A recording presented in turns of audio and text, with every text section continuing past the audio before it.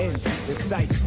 Prepare for another all night. On the Talk of Chicago, 1690 WVON. That was a very colorful and well-put clip by Charles Barkley in regards to Reggie Rose, who had some comments about how he felt the Bulls organization was handling the building of a team in Derrick's absence, pretty much. He just pretty much flat out said, I don't think they're doing a darn thing, and I don't think they have a team out there. They're not committed to winning. It's pretty much what he said. To me, Charles hit the nail on the head. It just doesn't get more clear than that. Derrick Rose needs to step up and be, just like he's a leader on the court, be a leader off the court. Have those conversations with the people who can make change. And I don't even fully agree with his analysis of what the team has done. Well, here's what he said. What you've pieced together, have you made any moves? Have you made any trades to get better? You know all roads to the championship lead through Miami, Reggie Rose told ESPN Chicago.com. What pieces have you put together for the physical playoffs? Joakim Noah is a great player. Luol Deng is a great player, but you need more than that. You have to put together pieces to your main piece. The players can only do so much. It's up to the organization to make them better.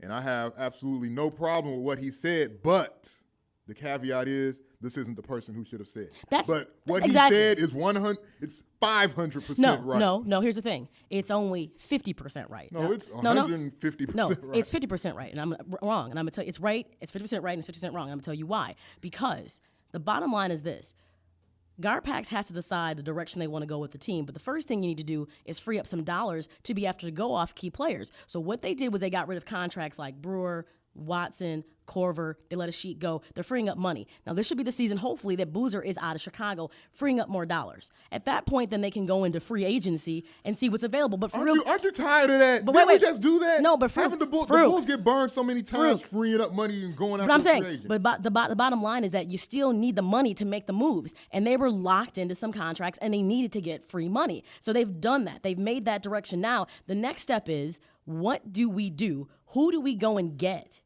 to complete what they think is the core? Are we going to assume, first of all, based on his statement, that the core would then be Derrick, Luol, Noah?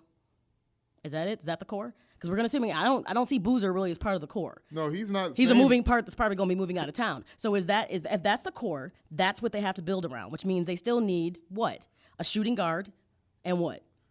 They need a big man. Okay, another big man. So they need a big man. So they have very specific needs. There's no doubt about that. I think what he was saying is those two that you mentioned, Noah and Dang, are really, really good players. He said great players, but they need another star to go to the level of stardom that Miami has. Miami has really good players around Wade, Bosh. Okay, that's if you're going to subscribe to the theory that there has to be the big three in the blueprint, because you can look at Oklahoma City, and to me, the star on that team is Kevin Durant. I know you can't tell Russell Westbrook anything different, but the bottom line is there are talented players around him. The concept that you need all these stars on the floor, I don't buy that all the time. But Maya, they have no shot of beating Miami.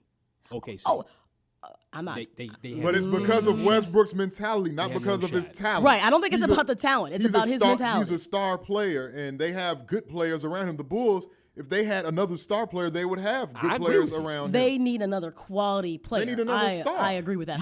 However you want to term star, because people get so caught up in labels. You know what's going to happen? Because you always see that, as you said, Faruq, we get burned. Chicago gets burned. You never get that free agent.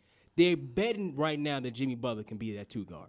See, they have to bet on who they draft, which is not bad. I wish we can have the San Antonio Spurs GM, because they just find people and they just keep on rolling, keep on ticking. But obviously we don't have that. So now they're banking on Jimmy Butler being that next guy. You're going to try to give Boozer the amnesty boot? Maybe go out there and maybe get Al Jefferson to play next to Joakim Noah. Maybe you can look at O.J. Mayo. What has Al Jefferson ever won, though? He's been on bum teams.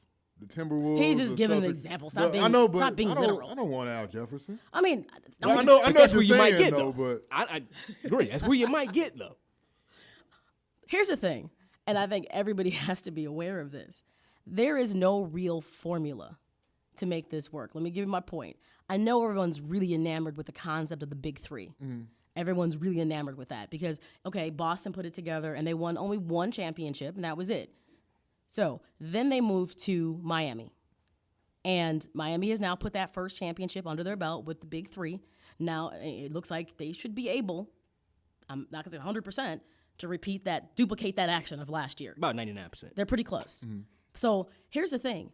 There's only, when you talk about caliber of stars, there's that exceptional level of stardom, like your Kevin Durant's, your LeBron James, your Kobe Bryant. Those are rare gems in the NBA. Everything else falls beneath that. And what you're looking for are those players that complement them. It took Miami one season to find that balance, because I used to dog Chris Bosh out. And I have to say, after a year, he came around because, he had to find his place in that mix. He went from being the number one guy in Toronto to having to be part of a mixture and stepping up. And he's actually done it now. So I can't talk about him anymore. So, but he's not the same quality of talent of a LeBron James or a Kevin Durant, but he fits in the mix. So as simple as it seems that you should be able to assemble this team that's perfect, you never quite know. Like you said, the GM for the Spurs, how he has Thiago Splinter and he's got, Kawhi Leonard. I mean, the assessment of talent, let's just start with maybe the Bulls need to break down this organization from the top to the bottom.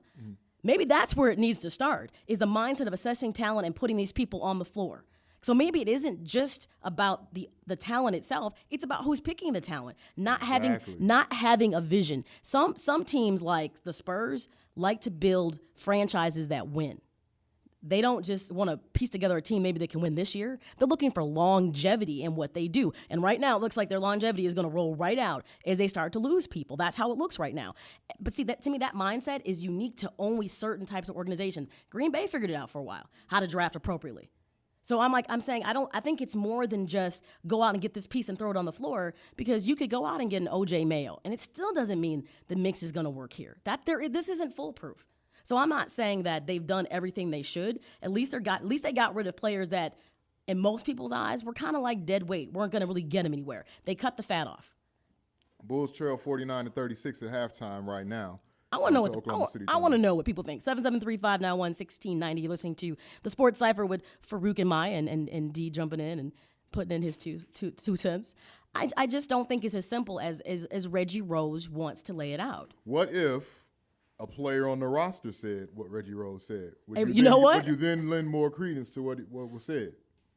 Listen, I'm not saying what he said doesn't have credence. I agree, it came from the wrong person. He needs to shut up like Charles Barkley said, and let Derrick Rose do the talking. Because here's what happens. This is how conspiracy theories get cooked up. Here's what happens. So he comes out and makes this comment, which everyone knows you're Derrick Rose's brother, and you've probably had these conversations over the kitchen table at mom's house, having some collard greens and cornbread, and you've been talking about this, right? And he's his manager, too. Okay, so he's a manager, too. So now you've got this coming out. Now you got Derrick Rose making comments like, maybe I'm not going to come back. So people now feel like, are you pulling back the reins because this is what's been put in your ear? That maybe you shouldn't waste this season because the Bulls haven't put forth the effort we feel they should based on your talent base?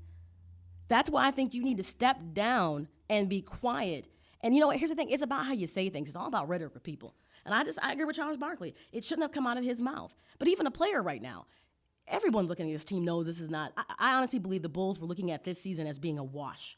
By no means did I think they anticipated they'd be 32-23 at this point of the season. I don't think they really banked on doing as good as they've done thus far, which is not that great technically, but I don't think so. I think they went into it fully intending to be where they are right now, based on the way that their team is coached, based on the way Thibodeau runs his rotation of players. If they felt like this season was a wash and Marcus Teague would have came, they wouldn't have signed Kirk Heinrich.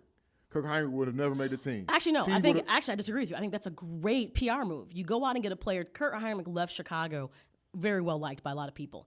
And when he left, it was like, oh, too bad Kurt's leaving. We liked you. So you brought back something that people were familiar with. You know he's an intense player. You know he's going to give you 100% when he's on the floor. I think it was a great PR move to bring him back. But I'm saying, though, if you're saying they thought it was going to be a wash, then they would be going more. Butler and Teague would be their starting backcourt. No. They thought the season would be a wash. No, because you gotta appease. You gotta realize how people think in business. You gotta appease people. You have to make them feel like you're doing something, even if you're doing minimal effort. Because you know what, you want people to come out into the games and pay the money. So you're not going to act like you didn't do anything. So why do you think you're seeing people like Nazir Muhammad and Nate Robinson and Heinrich? You're making my point for me. They didn't feel like it was going to be a wash. They can't afford to have a season of a wash. Those are get-me-by players. Those three people I just named are never going to put you in a championship situation. I agree 100%. So hence, if your goal at the beginning of the season is to not win a championship, then pretty much your season is a wash. Well, they knew. Well, yeah. When you want to take it that far, yeah. Say it again.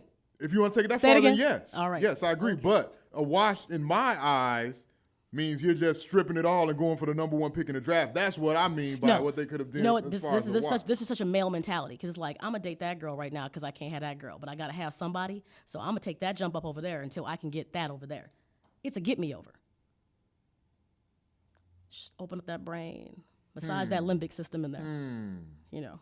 Let me let that marinate. I'm just saying, if your intention going into the season is to now put a team on the floor that does more than have a winning season, does more than gets to the playoff, can't get you to winning the Eastern Conference, which we know is not going to happen, but I'm just saying, that means you're just doing enough to get by. And that's what they did. They did enough to appease people. Heinrich is a fan favorite. People like Kirk Heinrich. But think about it. Nate Robinson, Nazir Muhammad.